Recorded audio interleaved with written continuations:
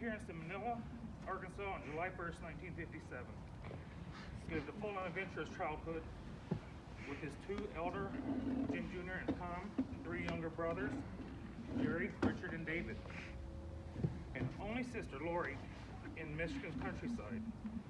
In 1975, he graduated from Martin High School, located in Martin, Michigan. He met the love of his life, Catherine Ann Bailey, in 1973. They were married in a small little church located outside of Manila. On August 14, 1977, I gotta sit down.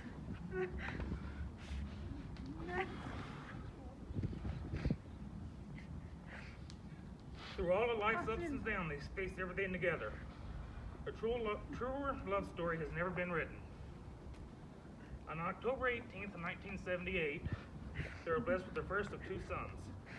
Eric Dwayne Gernhardt was born in Allegan, Michigan. Then on January 4th, 1980, Mark Lewis Gernhardt was born in Holland, Michigan. In 1981, their tight family relocated to Northeast Arkansas, where they remained until both sons graduated from high school.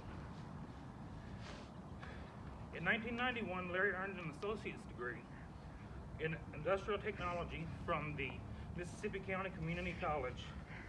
He achieved this feat while working a full-time job at Southwire and providing for his family.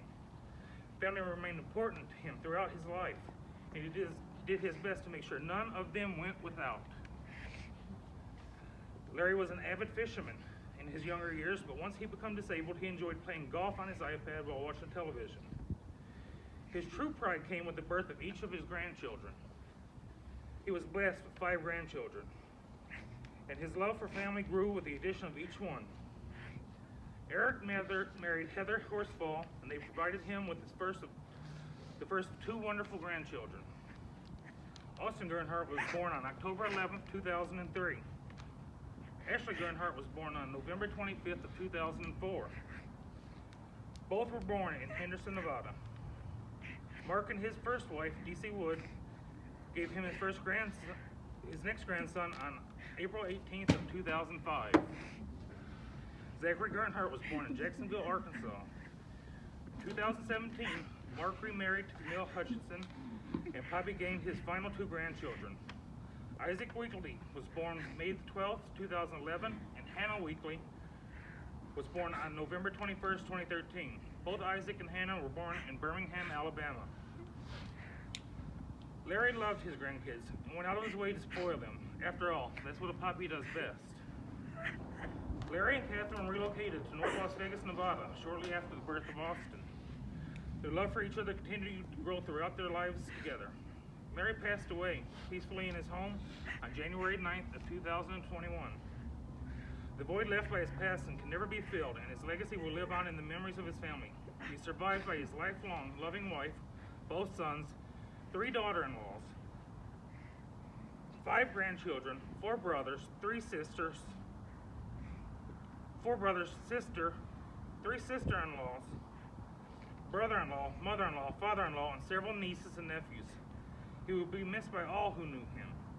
May he rest in peace and love, and know that we are all better people for having known him. We may not have had it all together, but together we had it all. And it's true. Dad was a great man that was known and loved and appreciated by many people. Everyone here has had a chance to meet him. There's some fond memories that we all have. As great of a man as he is, you'll never know everything that he did for everybody. I can tell you right now that me and Mark are both here and alive today because of actions that he performed whenever we were younger children. We were out fishing as a family in Riverville, Arkansas, and me and Mark decided we wanted to play in the water by the edge, and we were told to stay close to the edge of the water. Well, as young kids do, as they sit and play, you start to lose track of your position in the world. And within a short time, I realized that I was quite a far out, and I didn't know how to actually swim at the time. And I still remember to this day going under the water, seeing the brown darkness around me. I remember surfacing again. The thing that I saw was my dad throwing down his fishing pole and jumping as hard as he could to swim out to get me out of the water. Of course, that succeeded because here I am today to be able to talk to everybody and let you know the things that he has done for us. Mark's experience happened also at Rivervale. Young kids again. For those that don't know or haven't ever heard of Rivervale, it is one of the only places in the world where one river runs underneath of another river that runs over the top of it. The U.S. Army Corps of Engineers built a special device that would allow the one river to continue to flow to the other river, and that was where we would walk out on the top of that concrete slab to go fishing. And we loved to do it. It was great. We'd go out there, you could go out and fish and have the water running between your legs and everything. But me and Mark at that time, being young children, you get hungry. And Mark come over and asked Dad, could we go to the truck and get oatmeal pie? And in his excitement, after Dad said yes, Mark started to run. And what happened was the current pushed him over as he was running, and he didn't realize it. And as soon as you know it, there he was hanging off the edge of the dam, hanging onto the rocks. And again, the thing that I see is my dad throwing down his fishing pole and running over as fast as he could to pull Mark up from those rocks, because it wouldn't have been a good situation if he had let go. He's done many other things. He's done joyous things, fun things. One of the things that I can remember most, and this was way back in the early friendship days that me and Mike had, is he walked out in the garage after me and Mike had been drinking, and a certain belt was whipping the floor, screaming out a certain phrase over and over again. And I just remember the look on my dad's face, laughing and looking at us as we sat there and did that. And it was fun. I mean, we had a good time. Everything's not always about being serious and everything, and he knew how to have fun, he knew how to play. You know, he loved going to football games. He'd come and watch me and Mark play football games. He missed one football game the entire time, and it was for a good reason. And the entire time, from the time that I was in the 8th grade and Mark was in the 7th grade, there he was in the stands right in the middle to watch both of us play and to wear his shirts and to root us on. I can still remember the day that Dad and Mom both come out and they got to hold Austin for the first time with all of his medical equipment on. Dad was so happy and so proud. He was always proud of everybody. He was so happy to be in the room the day that Ashley was born, and her reach up and grab his thumb. That was one of his pride and joy pictures. It's just her little bitty fingers wrapped around his thumb holding it. You know, right down to the end, whenever we would sit and just talk when we watched Golden Knights games, watch Michigan games on the TV. He always wanted to have his family around him. You know, I'm gonna miss him. Everybody's gonna miss him. I'm really gonna miss him. Really, really sad that I missed some time at the end of life, you know, to spend time with him. I am happy for the times that I got to spend with him, though. Austin, you want to say something, buddy? Well, I'll say it for him. This is what Austin had wanted to say, is that his poppy was the best poppy ever, and he is going to always miss him. But he loves his poppy. All right? Let's see if I can go sit down now.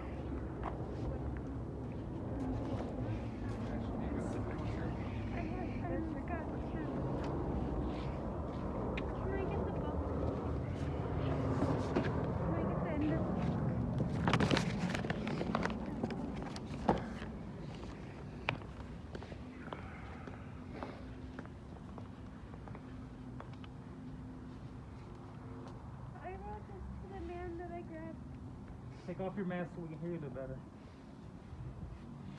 I wrote this to the man that stood my grab right after I was born. You watched me grow up from a little girl that sat on your lap to take kindergarten pictures to graduating 8th grade. From sitting in your chair to sitting next to you, watching TV to fishing, I would go everywhere with you. Murder shows to Disney shows, watching them even if you were sleeping. Long rides in the car to and from school, arguing about green bean casserole. One thing I did not write, my papa's so proud that Austin's first words was pop, pop, pop. That is we got Pops from. From Austin sitting on the counter, hearing him make popcorn and going pop, pop, pop. Like he was just so proud. My brother's first words were about him. He was so proud that he wanted to be called Pops. And he's been called, he got the name Pops 17 years ago, almost 18 this year.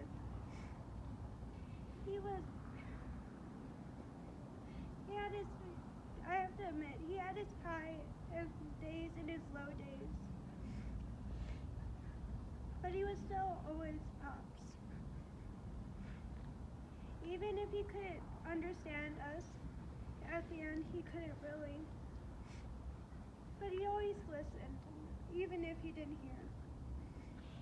He was always the ear if you needed it, the ear to talk to if you needed it. He was there to hold your hand if you fell. And through my breakup, he was there, holding my hand and watching murder shows with me until I had calmed down. Pops was a lot of things. He was an uncle to some, but I'm proud that he was my Pops.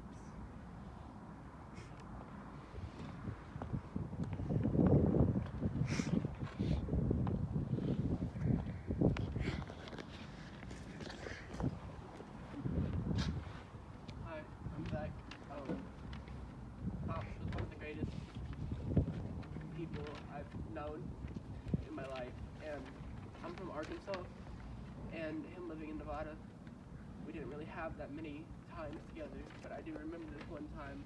It's very special to me that I will always remember when he came to Arkansas, and he took me to school, and I was maybe 11 at the time, and I didn't remember how to get to school, and he didn't know either. So we spent almost the entire day trying to get to school. There was maybe only an hour of school left, so I told him we could just go home and I could dismiss the day. And he said, "No, by the Lord above, you will get to school." And he got me to school.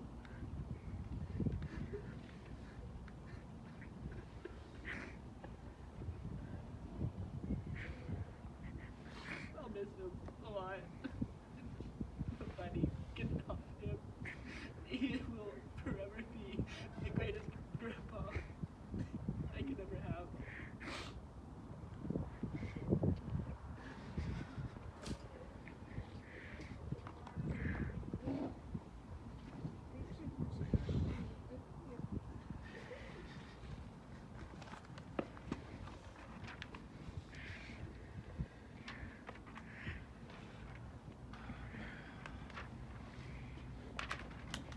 Can you record? I'm gonna go stand up there. I tried my best to read this. I've been searching 5 weeks for something, but I'm not a good writer. And last night I come on this, and the author's unknown. I got it off the internet. You're always on my mind. My mind wakes up thinking it's another day without you, goes to sleep missing you. Checks the date, never costs memories of you to recreate. It knows you're gone, but as for acceptance, there is none. It is packed on my emotions, however strong my notions. It has images of you and recalls our moments in time anew. It remembers what you would say and how you look at me that special way. It plays movies for me, how you used to be. It can't understand how you could disappear. Why you had to go is still unclear. Did not make sense of what is essentially senseless. It cries out for you to contact me in some way throughout the day. It is searching for any sign from you, however small, in hopes a feather may fall. My mind is still connected to yours. Its thoughts now mirror yours.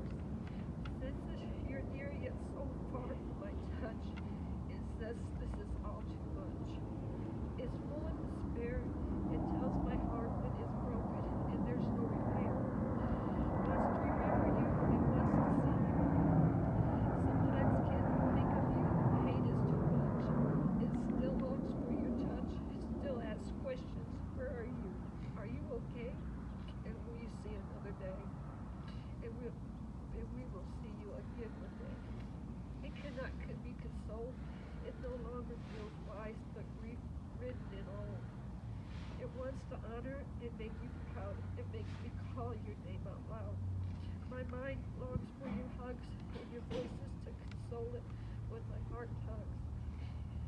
It gets angry that it's you. It cannot see and ask, how can this be? Says that life's not fair, as how you can the one it loves no longer be there.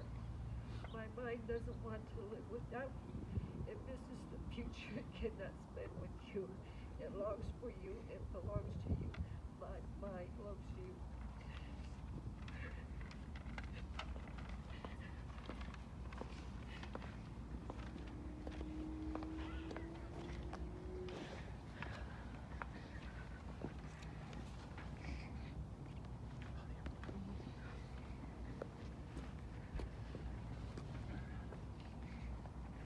I'm Mark, for you all that don't know, but I'm not as good with memorizing stuff as the rest of them are. So I wrote a couple things. One of them's from Camille because she can't be here. So Camille can't be here with us. She really wanted to be, but needed to stay back in Arkansas with Hannah and Isaac. Even though she couldn't be here, she wanted to say that she was thankful for the time she got to spend with Pops. She could see how gentle and loving his soul was. He opened his arms and heart to her and the kids from the very first time he met them. Hannah and Isaac loved their Pops, like they'd known him their whole lives. Even though they only knew him for a short time, he left an impact on all of them and will be missed tremendously.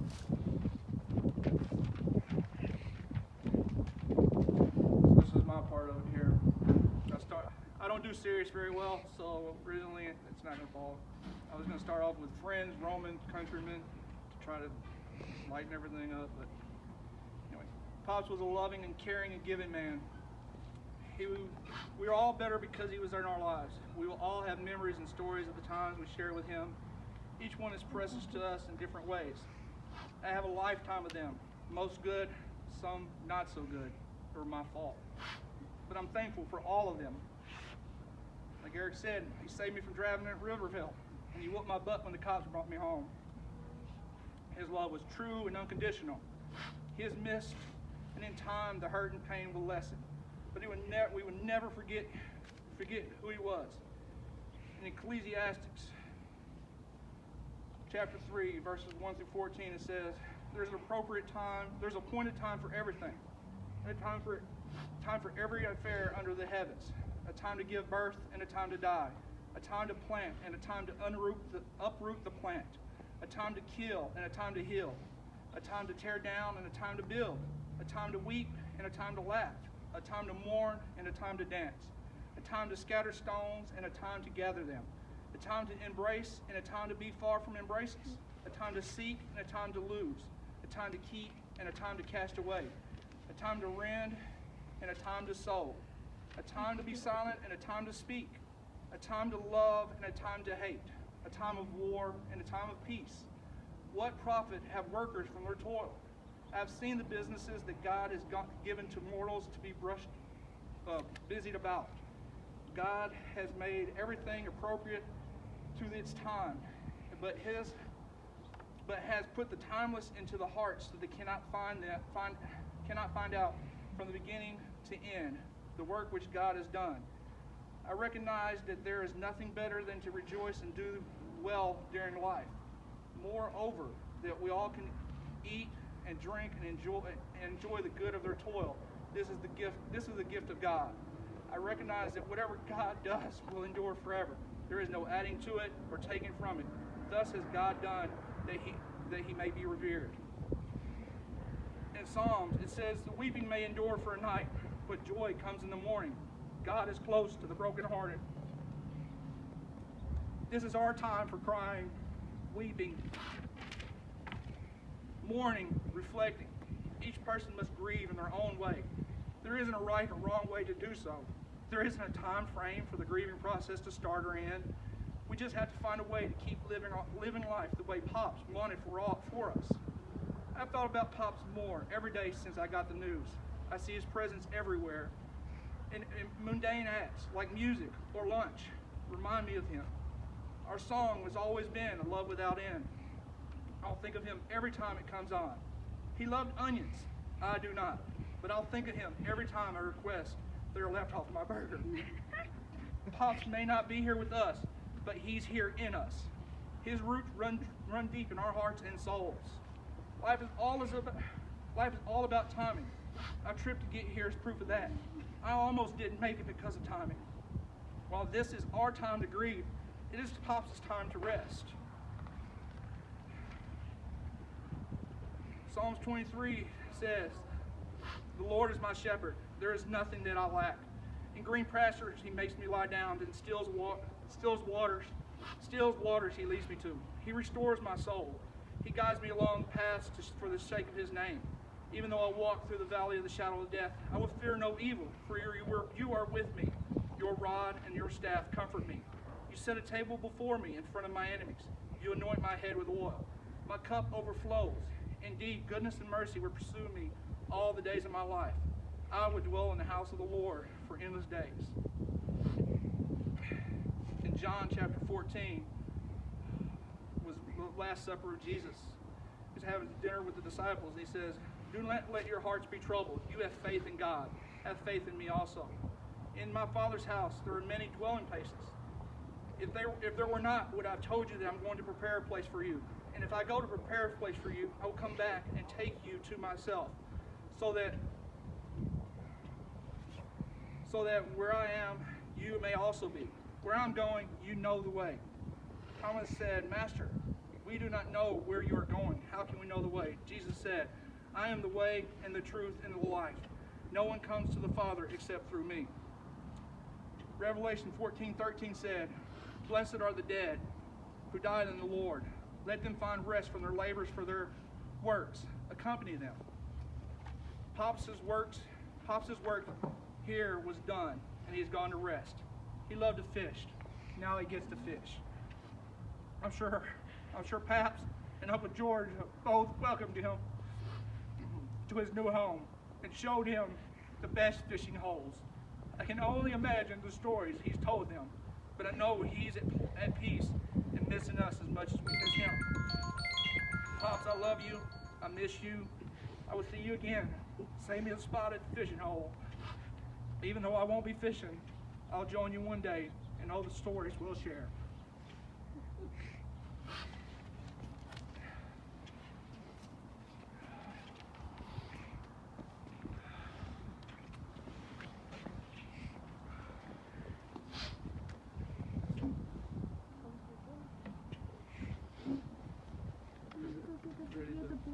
Guess just do your song, huh? Guess just do your song.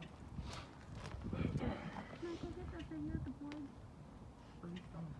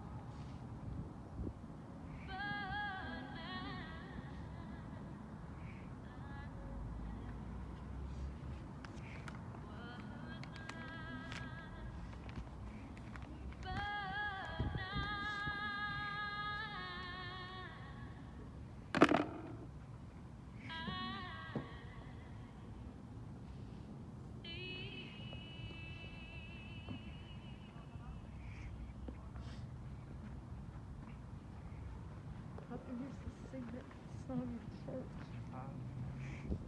Pop sing So- that song. The last thing that I want to say is that the song choice there. The reason that we chose that song is that my dad, his dad, my paps, that was their song that they would sing whenever they went to church.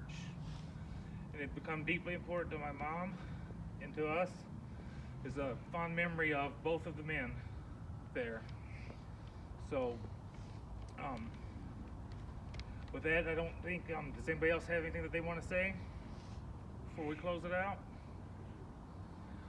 All right, so it's time for us to put our memorabilia in with Pops and put him into the alcove. If anybody wants to come up here while I do it, please come and join me. Charlie in the car.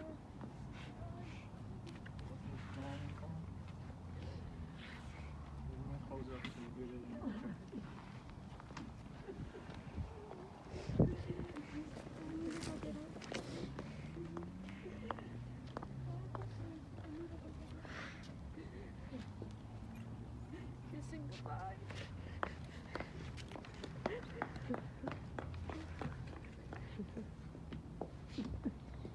Kiss Papa goodbye.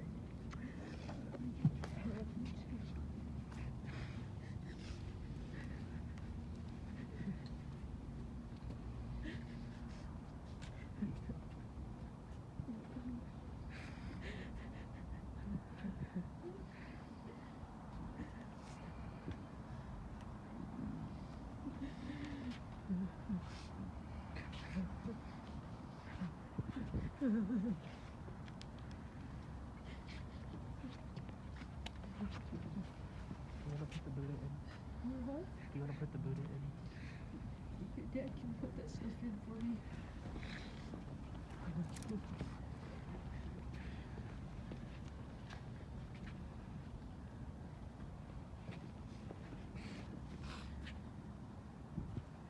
Did you put your letter in? Well, this one?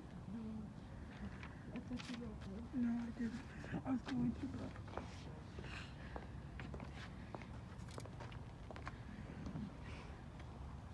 Put your stuff in there.